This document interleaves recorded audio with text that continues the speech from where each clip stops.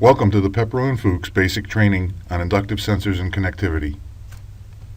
The basic training topics to be covered in this section: inductive sensors. What is an inductive sensor? Why use an inductive sensor? Where to use an inductive sensor? Some features and benefits. Then we will look at basic technology, terminology, mechanical styles, output types, and nomenclature.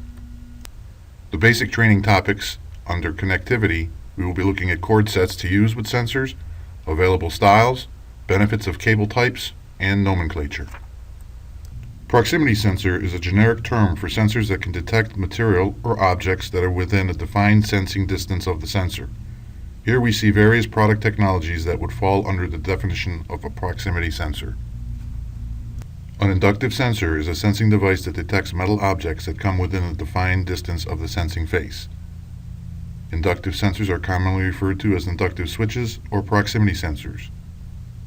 The term switch is used interchangeably with sensor because these devices often replace other types of mechanical switching devices. Inductive sensors are used to improve the performance and reliability of automated machine operation.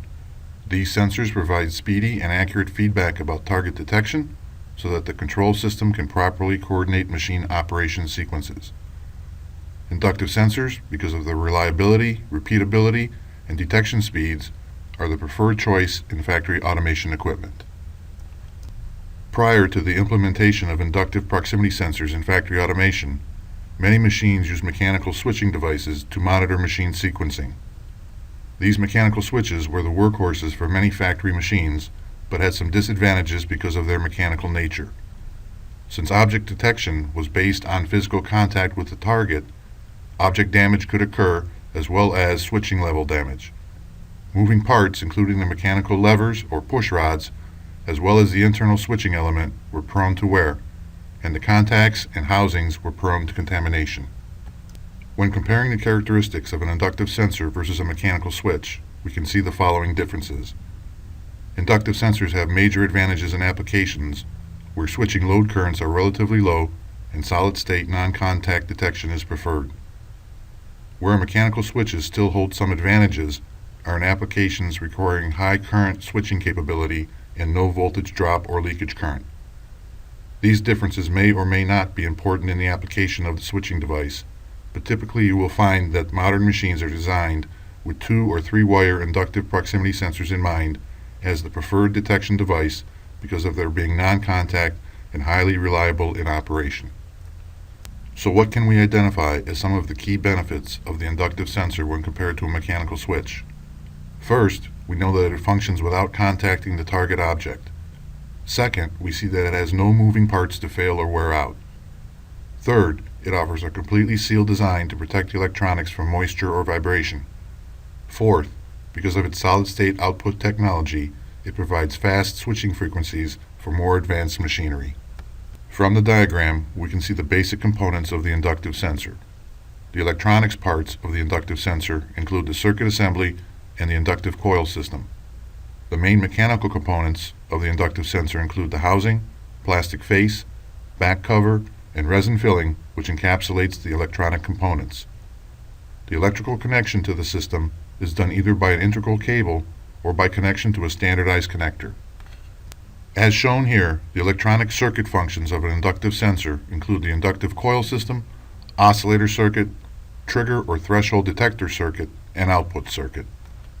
The heart of the inductive sensor is the electromagnetic coil system and oscillator circuit that define the performance of the object detection characteristics of the device. The oscillator circuit provides the high-frequency electrical energy to the coil system. This energy is then transformed into electromagnetic field energy by the coil system, producing a high-frequency radiated field that is directed out from the face of the sensor coil. The back end of the inductive sensor circuit contains a threshold detection circuit. The threshold detection circuit monitors the oscillator amplitude, which is affected by the presence of metal in the electromagnetic field area. When metal enters the radiated field, the amplitude of the oscillator is reduced. If the oscillator amplitude falls below the level of the internally defined threshold level, the output switching device will change state as an indication of target presence. When speaking of an inductive sensor sensing distance, several standard definition terms are often referred to. First is the nominal sensing range, which is a sensing distance for a defined target size, temperature, and applied voltage. This nominal sensing distance does not completely specify the sensing range for a given application. Second is the assured sensing distance, which is the distance tested and assured over the complete temperature and voltage range with the standard target size. This assured sensing distance is a more reliable distance to use when designing a sensor for a specific function. Third is the hysteresis of the sensor, which defines the difference in distance between the on distance and the off distance. Here we see pictorially the difference between the nominal sensing distance and the assured sensing distance. Note that the assured sensing distance will always be lower than the nominal sensing distance.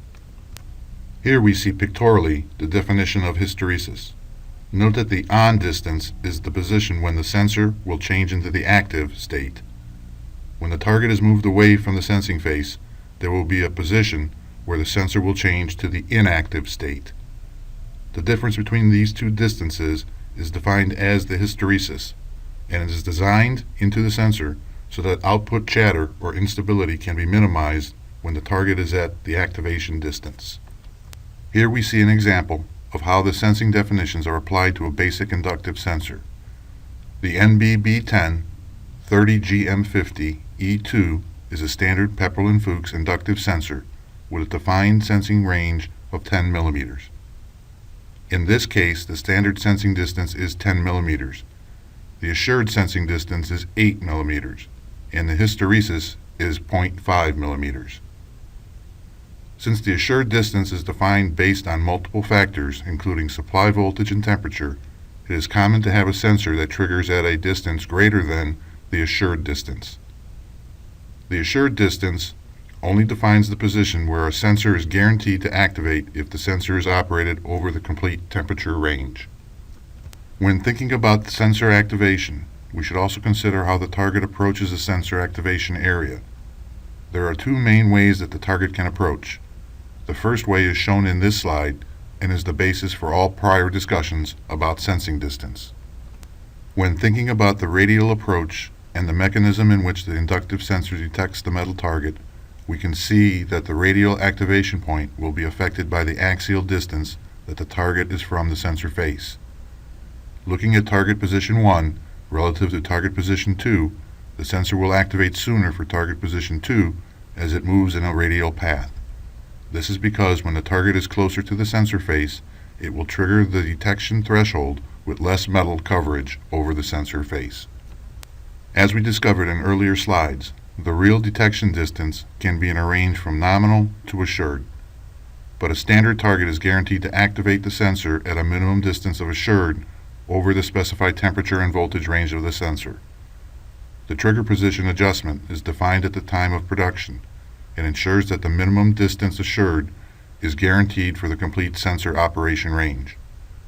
Just a note, temperature drift usually accounts for plus or minus 10% change in the detection distance for a given target over the temperature range of minus 25 degrees C to 75 degrees C. Also, from this standard detection curve, we can see that the trigger point based on radial target movement varies with the axial target distance.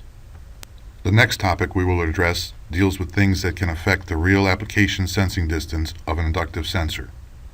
In this slide, we see that two target-related issues can affect the detection distance. First is target size and shape. As we have mentioned in prior slides, there is a defined standard target, and if the real target size is very different than the standard target, we will see an effect on the detection distance. Second is a target material. Standard sensors are designed and trimmed to detect mild steel ferrous target materials. This is part of the standard target definition. If the real target material is something other than mild steel, such as stainless steel or aluminum, the detection distance will be reduced based on the amount of non-ferrous metal content. As we mentioned in prior slides, the sensor's detection distance is defined based on a standard target size and material. This standard target is defined as a mild steel, 1 millimeter thick square target with sides equal to the diameter of the sensor or 3 times the nominal sensing distance. As you can see from the diagram, a larger target will cut or cross more electromagnetic field lines as it approaches the sensor face compared to a smaller target.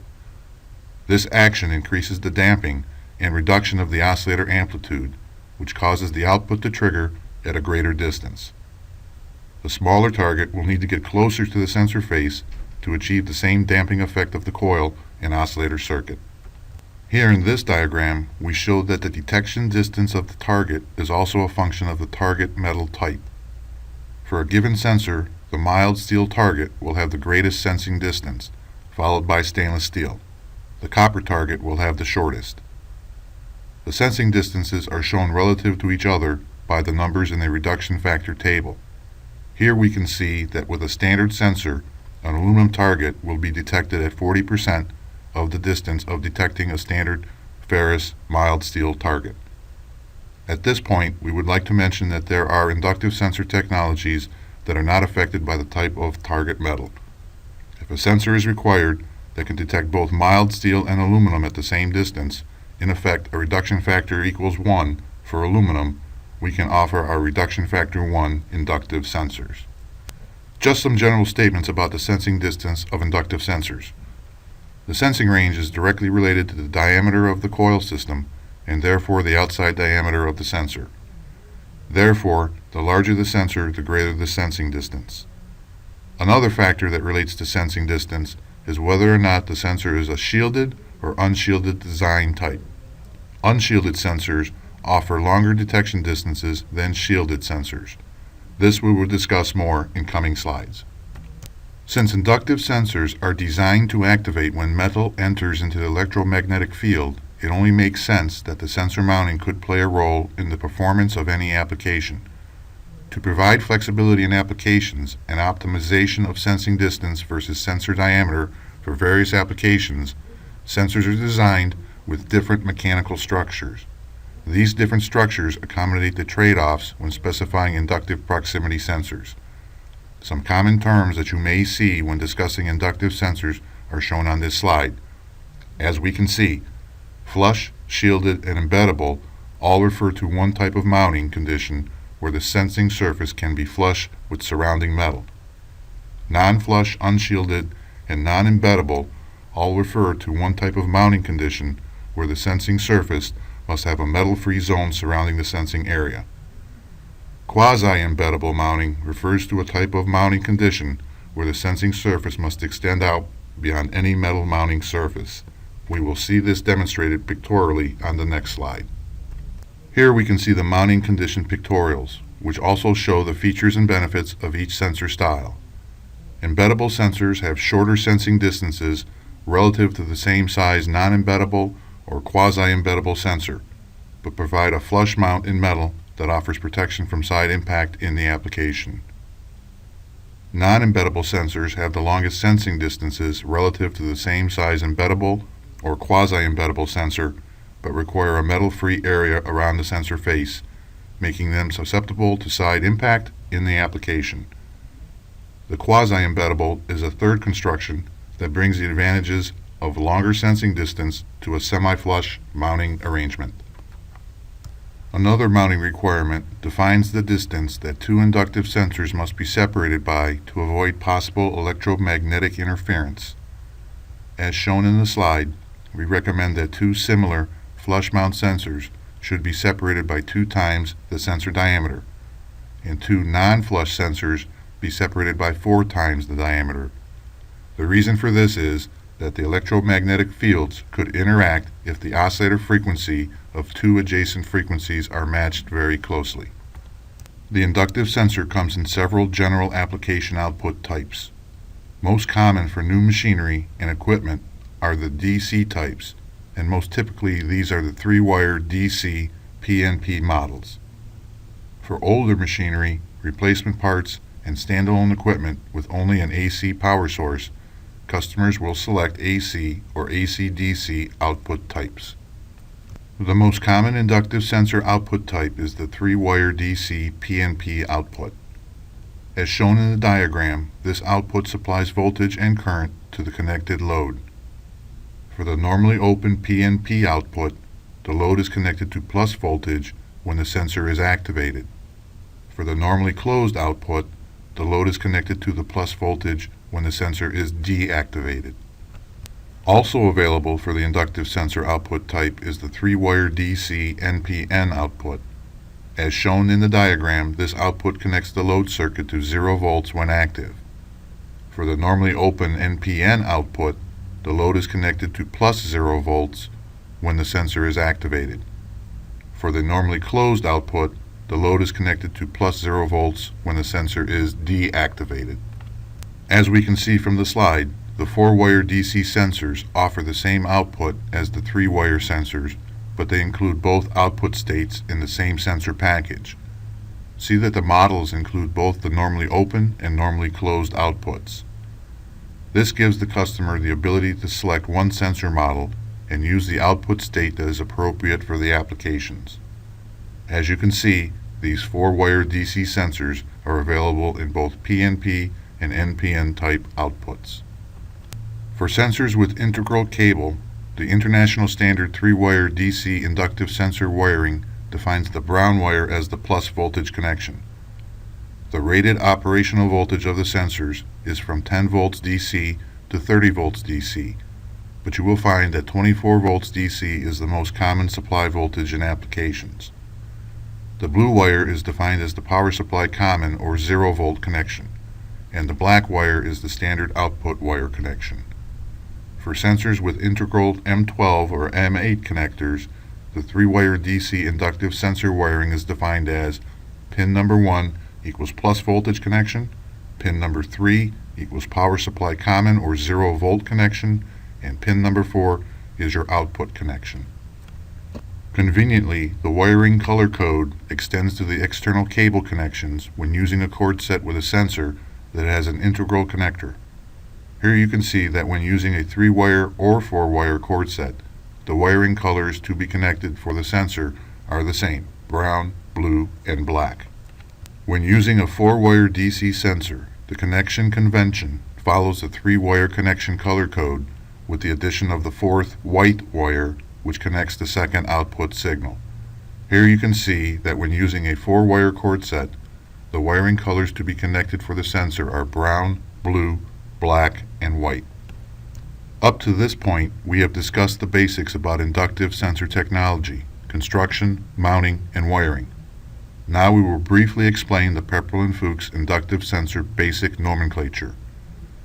For a basic cylindrical inductive sensor, NBB5 18GM50 E2V1, we see that the nomenclature is defined as shown here.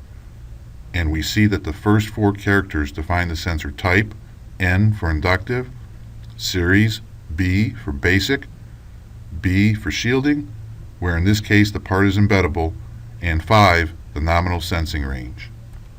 The next 4 characters define the mechanical characteristics of the sensor.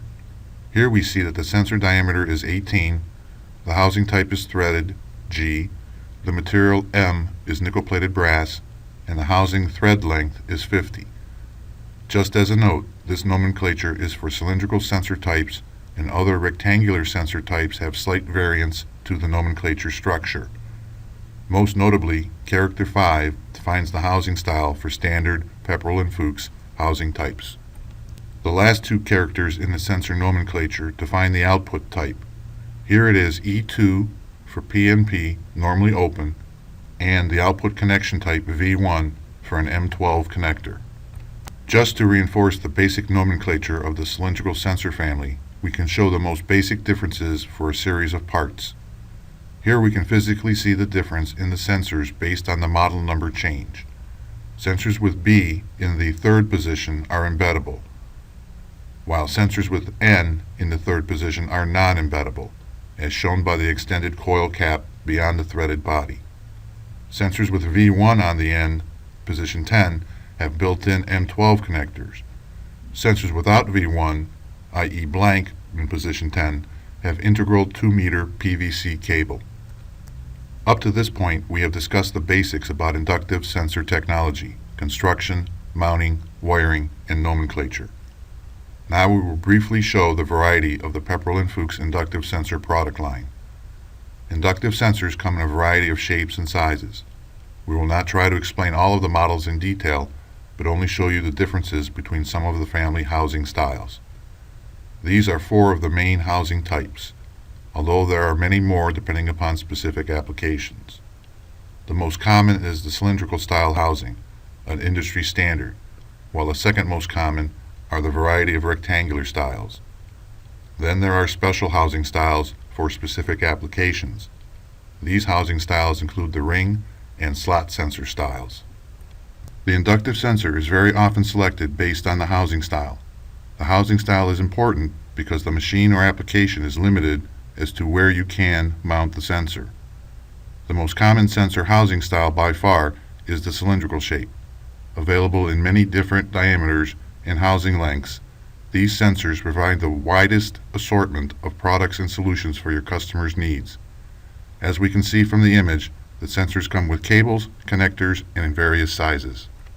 When a cylindrical housing style does not meet the application mounting requirements, the next common style are the rectangular or cubical shapes. From the image above, we might see rectangular or square shapes in various sizes to accommodate the application sensing range and mounting conditions. These sensors are available in sizes as small as 8 mm wide to 120 mm wide. For special applications, we have the ring-style sensors, used primarily for float detection or for part ejection counting operations. And finally, we have the slot sensor housing style for detection of narrow metal targets as they enter between the U shape of the sensor body. Connectivity is a logical topic to follow basic inductive sensor training because many inductive sensor models require a connection device or cable to install the sensor into the application. When customers purchase an M12 connector style inductive sensor, for an example an NBB5 18GM50 E2 V1, they will also need a cord set to connect the sensor to the application. Pepperl+Fuchs offers a complete line of cord sets designed for use with our sensor products that will give the customer the flexibility to have the correct cable length for the installation conditions. The following few slides will provide an overview of some of the basic connectivity products that are available. When customers purchase an M12 connector style inductive sensor, they will also need a cord set to connect the sensor to the application. Pepperl+Fuchs offers a complete line of cord sets designed for use with our sensor products. Most common are the single-ended cord sets, but many more applications are now connected by AS interface or another network system utilizing a passive I/O distribution block. In these cases, dual-ended cord sets are used to efficiently connect the sensors to the distribution blocks. The 2 most common cable material types for industrial automation applications are the PVC and PUR jacket materials. These cables are available as 22 gauge wire in 3 and 4 conductor configurations. They are now available in black or yellow jacket color as well as the traditional gray. The PVC cables are the typical general purpose cable for many fixed automation applications. Because of their affordable quality, easy jacket removal, and chemical resistance, they are the common choice for general purpose applications. Also, now available from Pepperl+Fuchs in black are PUR cables that are a common standard worldwide. Because of their high abrasion and oil resistance, they are the common choice for the more challenging applications. The standard cord sets come in some basic configuration M12 or M8 connectors, straight or right angled connectors, and single or dual ended. As you can see, cables with M8 or M12 connectors are available to accommodate sensors with the same connector style. The connector end style, straight or angled, provides for flexible cable routing paths in the installation. And finally, the cables are single-ended to terminate to a control panel or dual-ended to terminate to a passive junction block. Here we give a brief overview of the cord set nomenclature for our most common 4-wire M12 connector PVC cables. Notice that the single-ended cables begin with the V1 for female and are followed by the connector end type G straight and W for angled. An example would be a V1G BK2M PVCU for a single-ended female M12 straight connector with a 2-meter black PVC cable. When the cable is double-ended, the nomenclature begins with the single-ended female model type and ends with the male end model type. Here we give a brief overview of the cord set nomenclature for our most common 3-wire M8 connector PVC cables. Notice that the single-ended cables begin with V3 and are followed by the connector N type, GM for straight and WM for angled. An example would be V3, GM, BK2M, PVC-U for a single-ended female M8 straight connector with a 2-meter black PVC cable.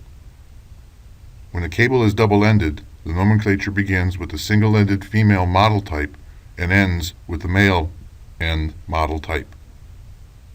These models are also available with a black PUR jacket. As a quick example, we can take another look at the connection diagrams combining the sensor and the cord sets. In this example, we show possible cord sets that could connect to an appropriate 3 or 4-wire sensor that is equipped with an M12 connector. Notice that the cord set nomenclature for a 3-wire is V11 and for the 4-wire configuration it is V1. But since the wiring color code and connection pins are standardized between 3 and 4-wire, 4-wire cables are often used for 3-wire connections, leaving the white wire unconnected. Just to round out the basic nomenclature of the cord sets, we can see a listing of all available M12 cord set connector N styles. Here we show M12 female single-ended styles in 3, 4, 5, and 8-wire configurations, and the M8 female single-ended styles in 3 and 4-wire configurations.